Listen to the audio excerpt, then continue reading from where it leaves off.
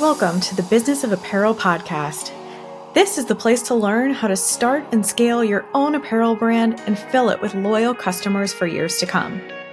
I'm your host, Rachel Erickson, owner and CEO of Unmarked Street, and I can't wait to share this episode with you. Welcome back to the Business of Apparel podcast. Now, hopefully for you, there hasn't been much of a lag in any of this content that we've been putting out for you. We have been super committed to making sure that we had a podcast episode for you every single week, even while I have been going through a big transition in my life. But for me, it's kind of exciting to be back today because I haven't actually recorded a podcast episode in probably a little over a month. My husband and I have actually been in the process of moving ourselves from California back to Colorado, where we were before we moved to California. And it has been a whirlwind of a trip and kind of a really hard move for us in multiple different ways, most of which is just that we're so much older than we were last time that we moved. And so doing this at age 40 is quite different than doing it at age 30.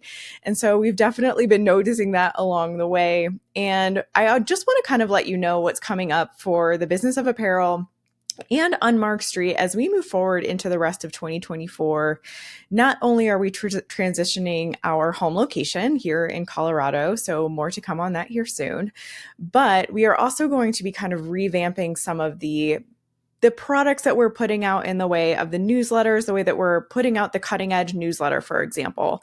Recently, we've been doing a lot of work just getting out some basic information about how to run fittings, how to build tech packs, and all of that is still there for you. So if you're looking for that information, it is up on our blog. If you go to thebusinessofapparel.com, you can also sign up for our newsletter to make sure that you get the subscribers only information that comes from the cutting edge. So we put out like a video and a blog post every single week. But if you subscribe to our newsletter, we really go deep on every single topic to make sure that our subscribers are getting even more information, really in-depth insider knowledge on what's going on with each of those topics.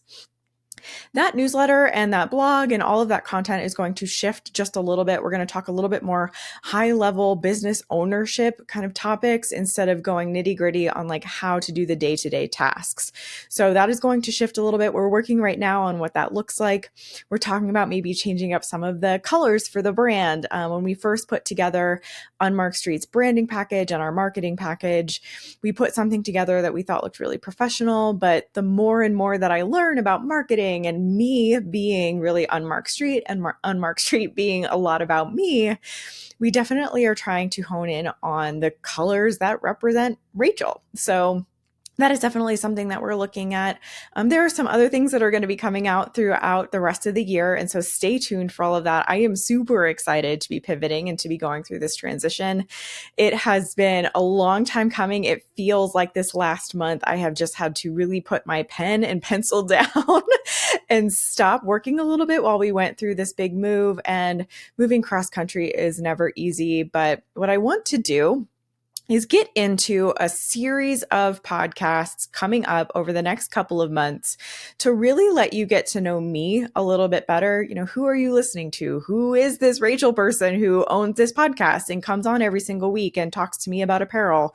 How do I have the clout to be able to do that? How do I have the experiences to be able to give you the advice that I can give you? And so I am also turning 40 this year, so another big transition for 2024. And so as we approach my 40th birthday, what I wanted to do was a series. It's also going to be hand in hand with a live series on Instagram. So if you don't follow me on Instagram, you can go to @UnmarkedStreet and make sure you follow us there, because pretty soon we are going to be launching our 40 to 40 live series where I am going to go live for 40 days straight, just talking all about me or what's kind of going on in the business and just give you a lot more insight into exactly who I am, what I stand for, and why I might be a match for you to work with if you're building your own apparel brand. So before we get into the 40 to 40 series, though, which is going to be a few weeks away from now, the first thing that I want to do, because we are so like inundated with this move right now, it is just everywhere. Like I'm looking around my office right now. If you're watching on YouTube, you can definitely see I'm totally in a new space. There is a huge mess. There's just paperwork and books and boxes and packing paper everywhere in this office. And so I try to make sure that I clean up everything behind me so you don't have to see my mess. But we are continuously working on just getting this house ready to go so that we can basically start living our lives again. So what I wanted to do, though, was give you a little bit of insight into our nomadic nature. We have definitely moved a lot throughout our marriage. So my husband and I we met actually in college, really early in college. His college roommate was dating my college roommate. And so we were kind of always part of the same group of friends.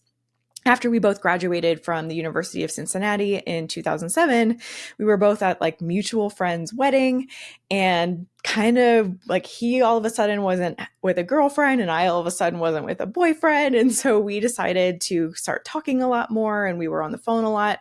He was still based out of Cincinnati and I had already moved to Columbus, Ohio.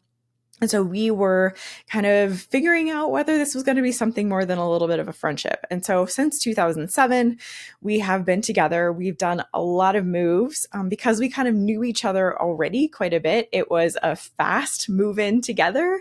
Our very first move that we did was moving him up from Cincinnati to Columbus in 2007, where I had a really small apartment at the time. I was working at Abercrombie and Fitch. I lived like 10, 15 minutes from the office, super convenient. It was just me and my dog, Emma. And Kyle came to live with us at that time in the end of 2007. And when he did that, he brought all of his belongings with him. And the tiny little apartment all of a sudden felt super tiny with just a couple of sets of furniture. I think we ended up having to get a storage unit at the time because we just couldn't figure out how to get everything in that apartment.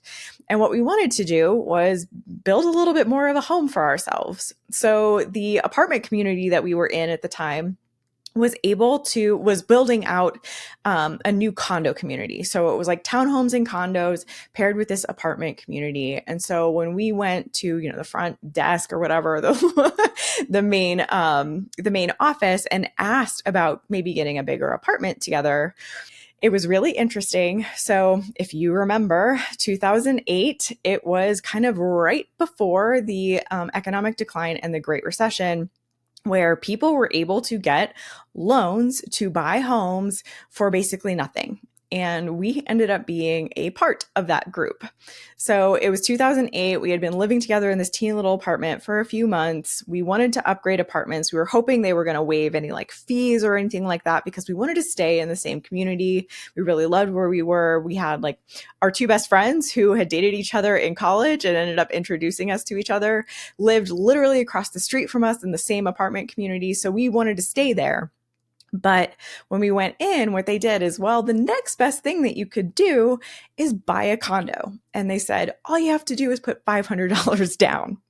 We put $500 down payment on a condo that we purchased in 2008, which, if you are in a similar situation now, like I know that the economy and the housing market has been really tough lately. We've even been hearing about some of these loans shifting back to that time of what's going on. It is really dangerous to purchase a home with that little down and not know if you can afford those payments over time. So without really understanding what you're getting yourself into, I would really recommend that if a loan or a bank or some sort of mortgage lender is offering you something that is too good to be true, it probably is, because we put $500 down on a little condo. We moved in, we were happy. And then the Great Recession hit and we were all of a sudden super underwater on this condo. We basically put nothing down, right? So we didn't actually put any of our own money into the house. It was still, our payments were still based on what we purchased. And all of a sudden the value of it was so much less. So we were completely underwater on this condo. And we didn't really realize it until we wanted to move. And this came about because at the end of the day, Kyle and I both really wanted to kind of go explore. We wanted to live different places. We wanted to be someplace a little bit warmer, someplace not so gray. Columbus, Ohio has the ability to have more gray, rainy days than London, England. And so we wanted to go someplace where we could experience the sunshine every day. And so we made this list. We were like, where are all of the places that we think we could go? And on the list was just Texas. And looking back at that time now, we definitely should have really been more specific about what we meant when we said Texas, because Texas is huge. And there are so many different groups of people depending on where you live. And so like Austin, for example, is completely different from Houston, which is completely different from El Paso, which is completely different from Dallas. And so when we just put Texas on the list, I don't think we realized that. And because that was one of the places, we started applying for different jobs, and we started figuring out, if we went to California, what are the jobs that we could get there? If we went to Texas, what are the jobs that we could get there? If we wanted to move to Portland or Seattle or any of those states or any of those cities, what could we actually do, and what kind of jobs would we be applying for? And so we were both doing this in so many different locations, just kind of throwing our hat into the ring, trying to figure out maybe what was next for us. And the first amazing opportunity that came up was for my husband for a job in Dallas. And at the same time, I had gotten a hit from Fossil, which was based in Dallas, Texas. And so because we had both gotten a pretty good hit from the same area, we both ended up flying down separately at different times, doing our interviews, checking out the area to see if maybe these next jobs would be right and if Dallas would be right for us. So in 2010, we got married. And we decided to move ourselves to Dallas, Texas. So we were already in the works of going on interviews, figuring out what this all looked like. Were we going to get offer letters while we were away on our wedding and honeymoon? We did a destination wedding. And so we were down in Puerto Vallarta, Mexico. We already knew that this move was kind of in the works, which was a little bit stressful, but it was also really exciting at the time. We were like 24 and 25. And so this was like the perfect time for us to really be getting out and exploring this country and the world. And so I think we got married. Well, I know we got married in April. We had our reception back home in Columbus in May, and we moved, I believe, in June. So it was all really fast. That happened in 2010.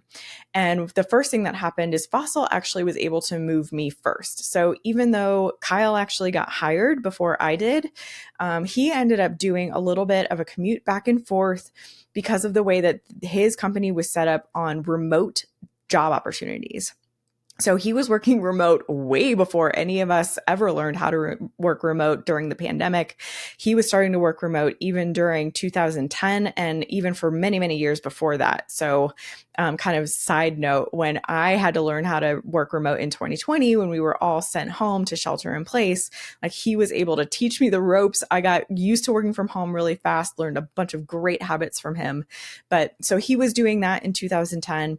And I got moved down to kind of corporate housing for about 30 days while I looked for an apartment in Dallas, Texas for us. And so I was in this cute little furnished apartment for 30 days and I was searching while I was down there.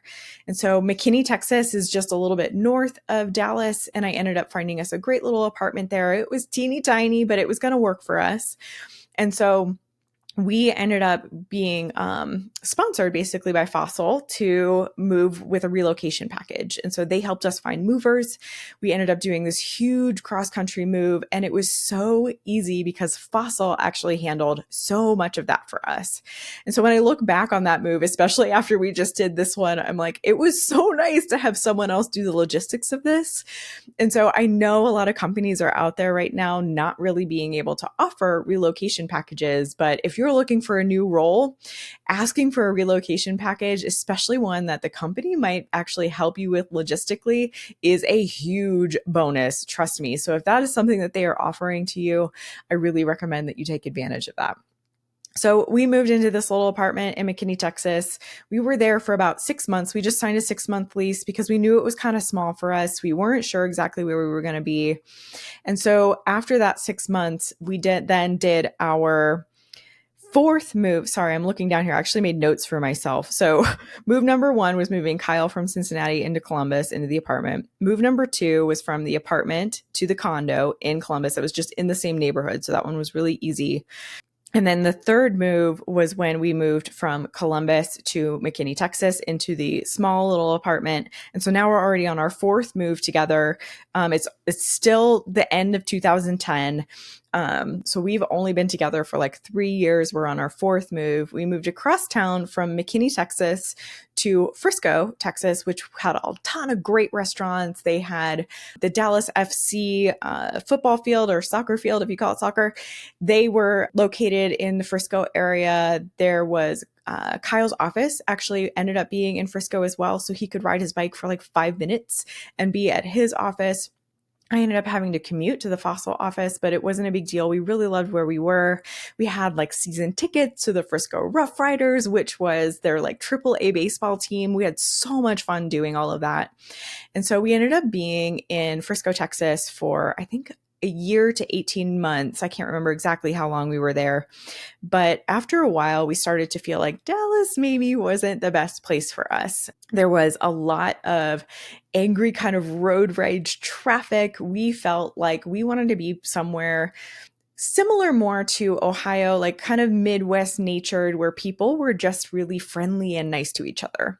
And as much as there was that Southern hospitality thing, and I learned, there are certain manners that I actually brought with me from Texas, where I still call people sir and ma'am all the time. There are certain things that you learn when you are in the South, and you will take them with you forever if you're there for a little while.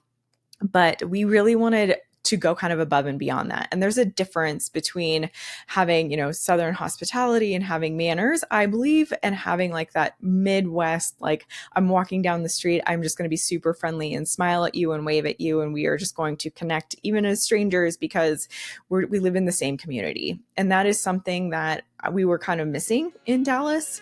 And it could have just been that the area was too big for us. I'm not quite sure. It just didn't feel like it was right for us. Are you frustrated by feeling like an outsider in your own industry? You're not alone. I spent years feeling the same way. Are you tired of endless research and you can only learn this stuff by getting a job in fashion advice? Me too. That's why I created the Business of Apparel online course. My years of insider knowledge condensed into video tutorials, demos, and downloads. Learn at your own pace, no fluff. Just key topics like building target profiles and mastering financials. This information is genuinely unavailable anywhere else. Grow your brand, become an apparel industry aficionado, and unlock millions in potential revenue. The value? Over $50,000 with millions potential for your brand. Don't miss out. Sign up for the Business of Apparel online course today at thebusinessofapparel.com/course. And so Thanksgiving in 2011, we had heard a lot of great things about Colorado. And so we wanted to go explore. So for Thanksgiving in 2011, we went up to Colorado and we went hiking and we went and checked out a bunch of different restaurants, and the mountains were just so beautiful and the air just felt so clean. And so we made a plan in 2012 to move ourselves to Colorado. So that ends up being our fifth move from Texas to Colorado. We ended up having to find an apartment in like a weekend. We flew up for like 3 days and we saw like every apartment complex that we possibly could in those 3 days. And literally the last apartment complex that we saw was like finally an apartment complex that we really liked.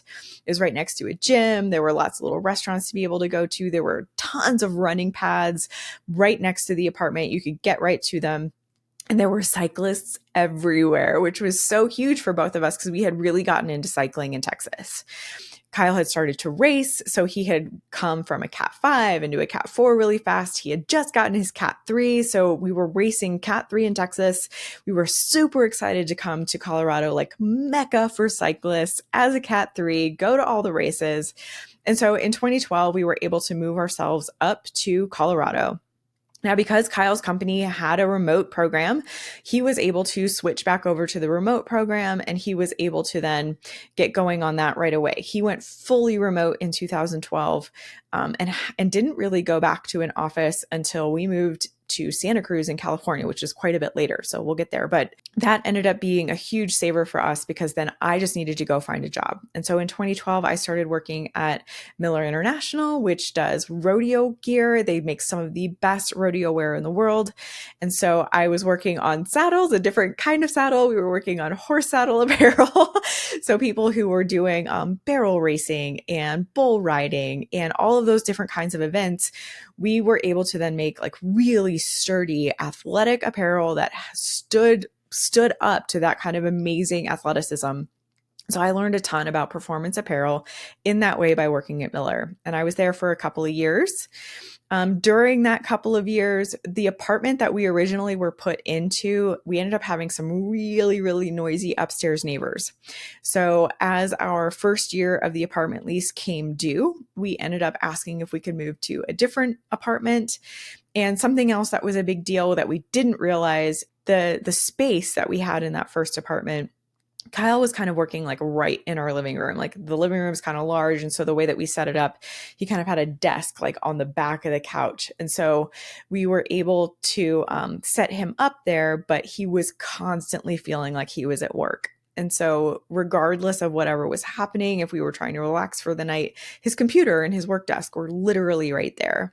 And so what we really wanted to do was to get a little bit of a bigger apartment so that we could get him a room that he could like shut the door to and walk away from at the end of the day. And we also wanted to get away from the noise. They were like partying at 2 and 3 a.m. And even though sometimes we would go up there and ask them to be quiet, it was just, it was a losing game for us. So we ended up moving literally down the hall in the exact same building. We were able to just kind of put everything on like a 4-wheel dolly and just roll it from apartment to apartment. And so that ended up being our 6th move, where in Broomfield, Colorado, we moved from apartment to apartment. I was still at Miller at the time. Kyle was still working remote. And that ended up being one of the easiest moves that we ever did because it was literally down the hall. After that, though, we started to feel like we really loved Colorado. We were loving living in Broomfield, and we wanted to buy a house. So this was the first time since our condo debacle that we were venturing into purchasing again. And so we found a beautiful little community down in Arvada, Colorado. They were building brand new construction homes. And so the community was really new. It looked like they were going to really be building big over time, like huge grocery stores and lots of restaurants and lots of shops in this area. And we were super excited to get in on it early. And so that's what we did. In 2013, we actually purchased a lot and we watched the whole house get built up. It was such an amazing process. And in 2014, we were able to then move into the house in September. So that ends up being our 7th move. We moved from the 2nd apartment in Broomfield down to Arvada into this beautiful house that we loved. And we stayed there for a couple of years. Now we intended to stay there for many, many years. But in 2016, I actually got recruited so also in 2014, as we were like getting ready to move, I also got a job at Pearl Zumi. So this is when a job opening popped up at Pearl Zumi. I had always wanted to work in the cycling space. It was just combining our loves of like, what are we doing every weekend? We're always on our bikes. So how do I kind of get into that and maybe figure out if, work and play kind of come together and then I never feel like I have to work ever again because it's just exactly what I love. And so in 2014, before we moved into the Arvada house, I also started working at Pearl Zumi and kind of started to build a little bit of a leadership role for myself there, which was really humbling. I was honored to work with the team that I was working with there. It was one of the greatest crews of people that I have ever worked with, and ended up getting recruited by Specialized kind of because of that leadership role that I was taking on there. And so in 2016, I was recruited. I had been training for my half Ironman. And so in July of 2016, I quit my job at Pearl Zumi. They gave me 2 weeks to they actually walked me out the door. So because I was going to a competitor, which is very typical in the apparel industry. If you're not aware and you're going to a competitor, sometimes if you give your 2-week notice, even if you have intent to completely stay and help them make the transition, they can very well say, I'm sorry, you're going to a competitor. So we're going to ask you to not come back into the office. And that's what happened to me at Pearl. And so I actually had 2 weeks to kind of prepare for my triathlon, and I had a couple of weeks to prepare for the move. So we drove to Indiana, which is where my half Ironman was, did my half Ironman. We drove back home to Colorado from Indiana for my Ironman. And I think less than a week later, we got back in the car to drive me to California. And so we had my car stuffed full of all of the things that I was going to need for the first month or so. Again, I was moving into corporate housing. Specialized was able to give me a month at like a Residence Inn. And so that was fully furnished. That was really another great move because they were able to help me with a little bit of a relocation package. They didn't cover the whole thing and they didn't help me with logistics on that one, but I was able to have a month to kind of find a place. So that ends up being our 8th move, where we moved from Colorado to California, and we were in Morgan Hill, California at the time. During that 30 days where I was there kind of in corporate housing for that first month, I was able to find us an apartment. Again, it was really, really close to my office. So I actually walked to work every single morning for the first year. It was like a 7-minute walk. Super convenient, but it also is what absolutely led to my workaholicism, I believe, because when I was bored and I didn't have something to do, like Kyle was out for a bike ride, I would maybe go for my run, but it wasn't nearly as long as his bike ride was. I would get a little bit bored at home, and instead of doing something at home and relaxing, I would walk across the street and work. And I think that really led to the eventual burnout because that became kind of my MO. It became something that I kind of became known for at the office. I was being invited to like early bird catches the worm meetings by certain managers and certain leadership there, which was very cool on one hand because I was getting to meet with these people. But it became an expectation that like, oh yeah, Rach is here at like 7 a.m. every morning getting started. And so it started to lead, I think, down this path over the years that I was there of setting an expectation of myself that wasn't really realistic for the long term. And so ultimately what we ended up doing is wanting to move away from Morgan Hill for that reason. And it kind of coincided with Kyle's parents actually ended up moving out to California so we moved to California in 2016.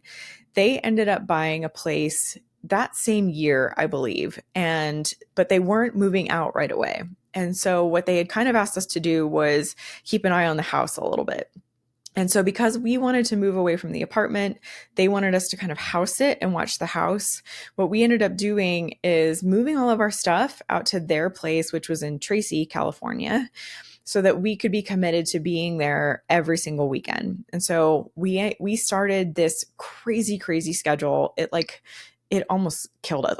This was so hard. I can't believe we even did this, but we would drive out to Tracy every Friday afternoon after work, which if you know California traffic, driving from like kind of Morgan Hill out to Tracy, you have to get on the 680 and the 580. And because of that, like we would sit in traffic for 2 or 3 hours every single Friday afternoon trying to get out there. It was absolutely crazy. So we started to play with our schedule a lot. Like, can we leave at noon on Fridays? Like, can we take half days on Fridays and make sure that we get out there at a reasonable time? And then we would stay for the weekend, make sure that everything was good with the house, kind of keep everything clean. We were cleaning the house on a regular basis. We were taking care of all of the gardening. They had a huge, beautiful backyard. And so we were taking care of all the gardening, making sure everything was weeded, everything was trimmed. And then on Monday morning, we would wake up at the crack of dawn. I want to say we left the house at like 5 a.m. on those Mondays to be able to make it back to Morgan Hill, stay in the apartment then for the week. So we did this little overlap thing for a little while, and then work the week from Morgan Hill and then do it all over again on Friday and Monday. And eventually our lease at the apartment kind of was up. And what we ended up doing then was we wanted to explore. So we knew we didn't want to stay in Tracy. It was way too far away from work for me. And that like driving schedule was crazy. But we didn't know other areas in California very well. And so what we ended up doing for about 3 months is during that Monday to Friday time where we were needing to be close to my office, we were staying in different hotels to check out different areas of kind of Northern California. So we stayed in Campbell, we stayed in San Jose, we stayed in Los Altos, we stayed in Santa Cruz, we stayed in Gilroy, we stayed in Morgan Hill. And so there were so many different spots and so we were booking a hotel or an Airbnb every single week.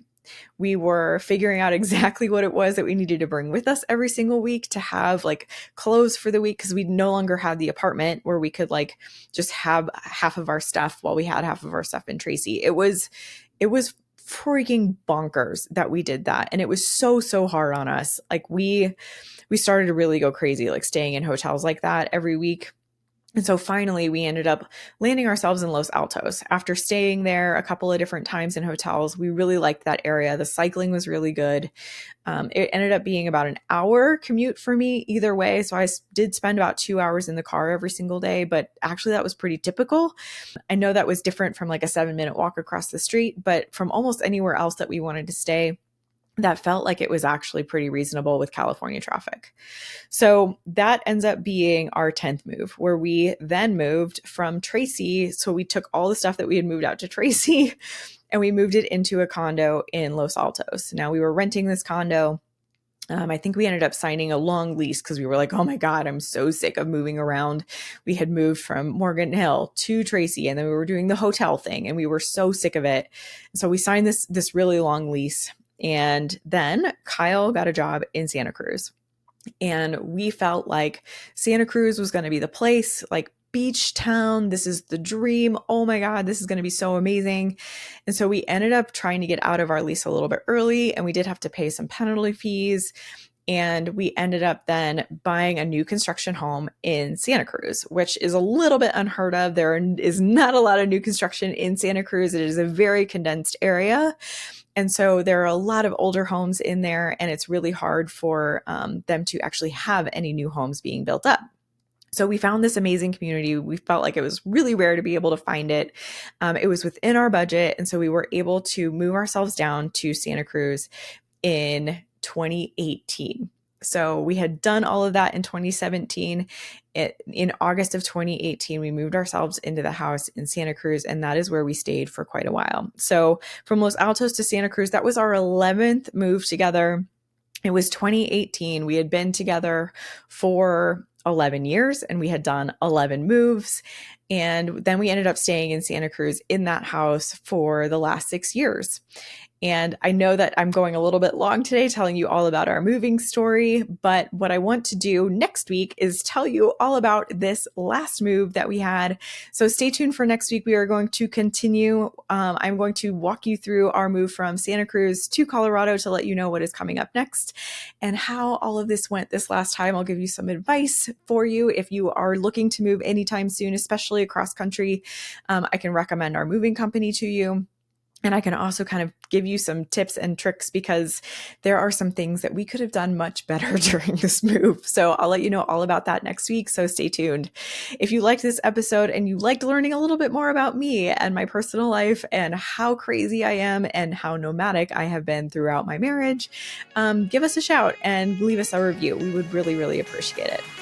Talk soon. See you next week. Thank you so much for listening to the Business of Apparel podcast. I would so appreciate hearing your thoughts on the show. And if you know someone who could benefit from it, please share it with them. My biggest desire is to help other apparel professionals understand the nuances of our industry so we can all work toward making better product for a better world. If you would like to connect further, I'd love to invite you to send me a message through my website, thebusinessofapparel.com, where I do weekly trainings through my YouTube video channel, a weekly newsletter, blog articles, and so many more resources to help you start and scale a profitable apparel brand. This podcast is produced by Box 7 Media, who I cannot speak highly enough of. If you're looking to start your own podcast, you can reach out to Jeremy at Box 7 Media on LinkedIn anytime.